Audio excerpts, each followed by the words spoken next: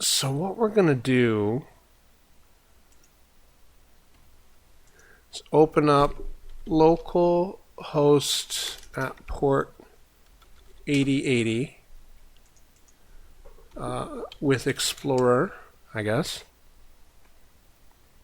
because we're going to need to do a few things here. So let's have a look at our models, our user model specifically. And so we don't have any ACLs here.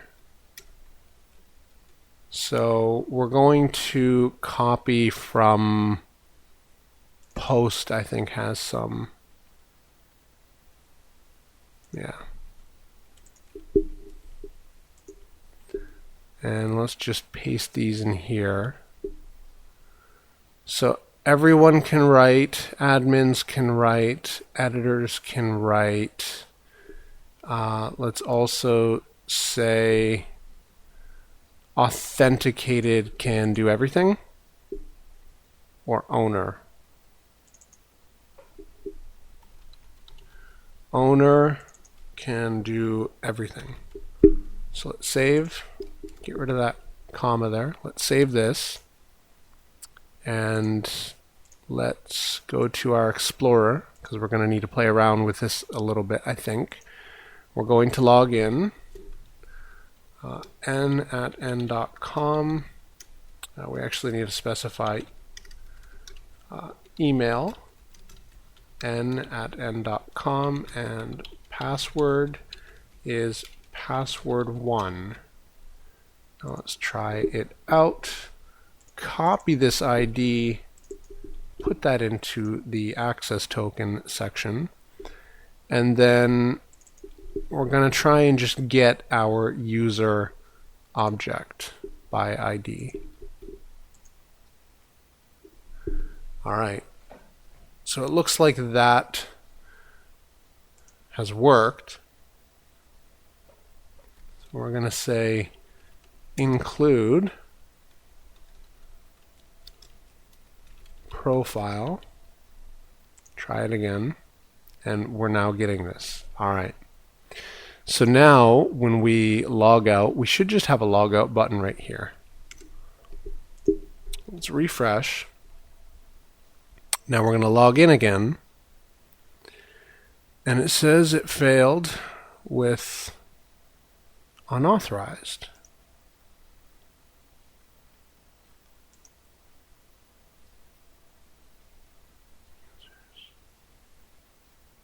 Okay.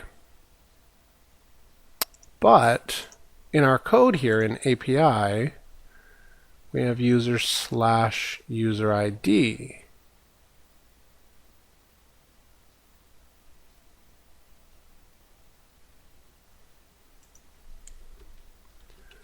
Console log user ID. Let's figure this one out. Save. Back into console to log back out, refresh. And here we're going to watch the console. So let's log in. Result. That's all we get. You don't get anything else.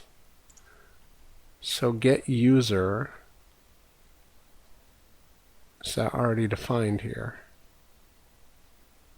It doesn't look like it is.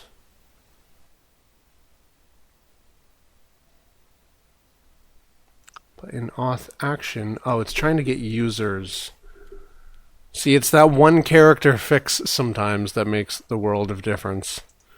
Now, it was trying to connect to a get all users function, basically, which will not work because we only have access to our object. So basically how that works is when we set owner in the ACLs, so here we have allowed access for everything, which means read, write, and execute for the owner, and we're specifically allowing it. And so how Loopback manages this is if the object you're trying to access has the user ID that is associated with the token, then it allows it. However, like in this request right here, I'm logged in as n@n.com. So when I try and access that user by ID, it allows it. However, if I just call the /users, you might think one of two things will happen. Either it will return a list and the only object in it is my user object, or it would return nothing, and it in fact returns nothing. So that's why it was doing that before. So when we log in, now if I go to React, and we're going to select the top level here, and we're just going to go to something that can show us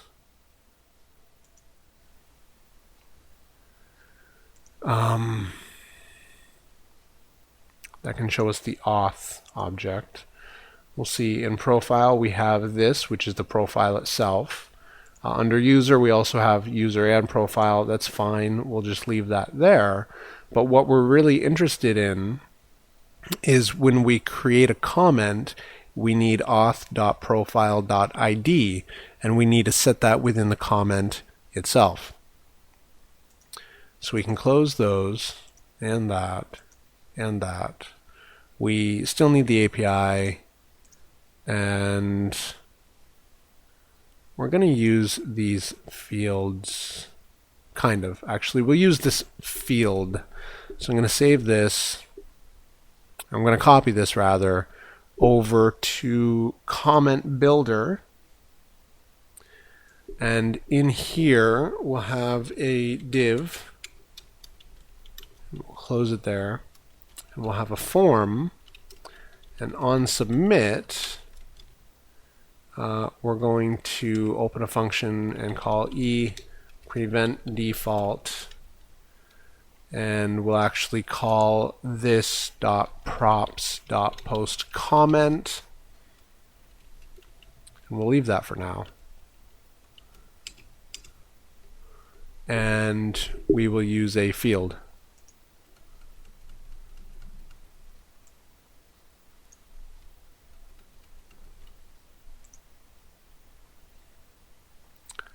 And really, the only field we're going to have here is going to be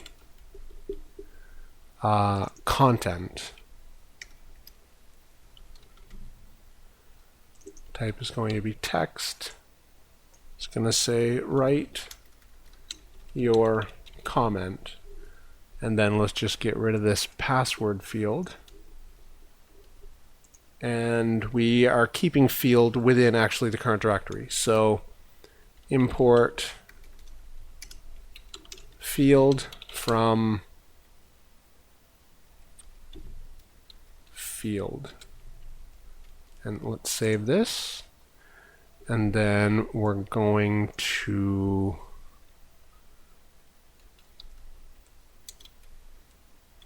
fields.0 and get rid of the key because it's not in a map function. Fields.0.name, fields.0.name, fields.0.name, and fields.0.name. Now in map props to values, we're going to set content to nothing, and we don't need password. And content is going to be a string,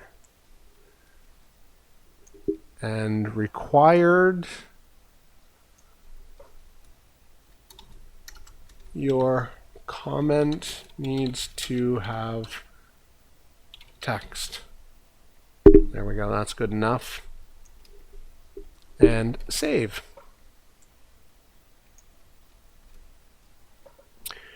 So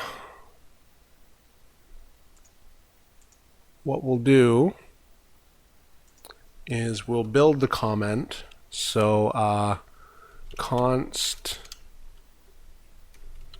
comment equals post ID is going to be, do we have access to site? Yes, we do. Okay. So post ID is going to be equal to this .props.site.post.id. Profile ID is going to be equal to this .props.auth.profile .id.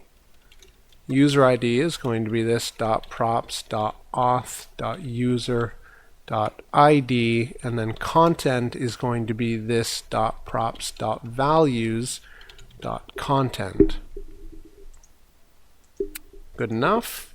Let's go ahead and actually pass comment into the post comment, and then this .props.auth.token as the token for post comment. Good enough so far. Now after the field here, we're going to actually add a button to submit it. So type is going to be submit. Class name is going to be btn btm primary, and is just going to say submit. Let's save this, come back to here, and then that did something really funny. Let's get rid of admin from the URL, and let's go to blog, and just the first one is fine. And then here we have the ability to write a comment. So right now this will actually post it to the API. So this is my first comment. Let's submit, but then nothing happens, right? We can look at the network tab, we see comments, it actually posted it, but we need to do a little bit more than that. What we are going to do is, let's check the state of site.post and comments is null. So all we really need to do is when the comment is posted actually in the single file, we need to map through the comments. So we'll create another row here. So div class name is going to be row, and then div, we'll map through. Alright, so if this .props.site.post.comments, this .props.site.post.comments length is more than 0, we're going to map. So this .props.site.post.comments map comment and index. Else will return null there, and again on the line below. So if there are comments, we're going to return div, and the div is going to have a class name of call medium 12, and we need the profile of the comment, so we need to do an include on that as well.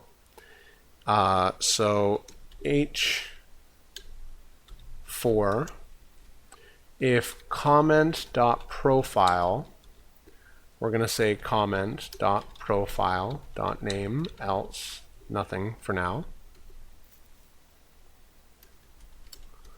And then we'll just embed comment.content. Let's go ahead and save this.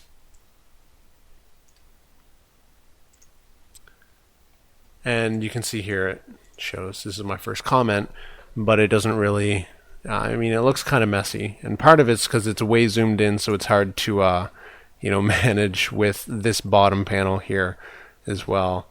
But what we need to do is basically in API, when we get post by slug,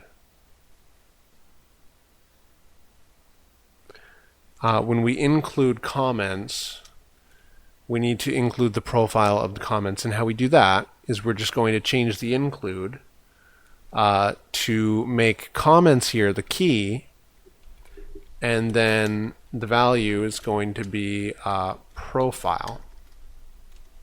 And what this will do is it will include comments, and then it will include the comments profile. So here you can see it's already done that. It added my name and then the comment there. What we also need to do is here, let's see, params filter include profile. And then in site actions, when we post a comment and we dispatch added comment in site reducer, what we're going to do is say case added comment. We're going to return the existing state, as well as post is going to be ... state.post, and then comments is going to be state.post.comments.concat action.payload. Now let's save. This needs 3 dots, not 2. There we go. The rest looks fine. And so what's going to happen here is when I write a comment and hit submit, it looks like the include didn't work. Yeah, but then we refresh and it does include it. So what we'll do is we will create a new function, get comment by ID, comment ID token and success. And all we'll really do is run axios.get host/API/comments with access token equal to token. We're going to set the params here. Filter include profile.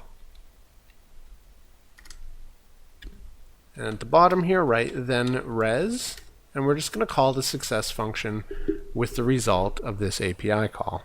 Now we actually also need to change this up here to have our comment ID there. So let's save this.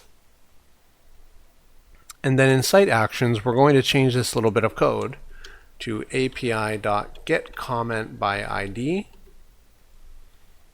We're going to have res.data.id. Going to pass in the token and then res2. And that's what we're going to dispatch. So let's copy this up to here and res2.data. Let's go ahead and save. Now this will add an extra step in there. When we post a comment, it's going to post it. It's going to see, okay, this is done. But then it's going to get the metadata of the comment, which in this instance is the profile that posted it. So now when I write a comment and hit submit, we can see that it is submitted and the profile that is associated with the comment is also returned. Now you guys can style this up a bit better than I did here. I was just trying to be quick, and at 39 minutes, this wasn't quick at all. But we do have comments in here now. And what we're going to do in the next video is just get the users set up for admin. And by that I mean the admin can go in and change a user's role, or send maybe set their name or something, and also delete them. And then we'll actually deploy this stuff, and you guys can see how that gets done.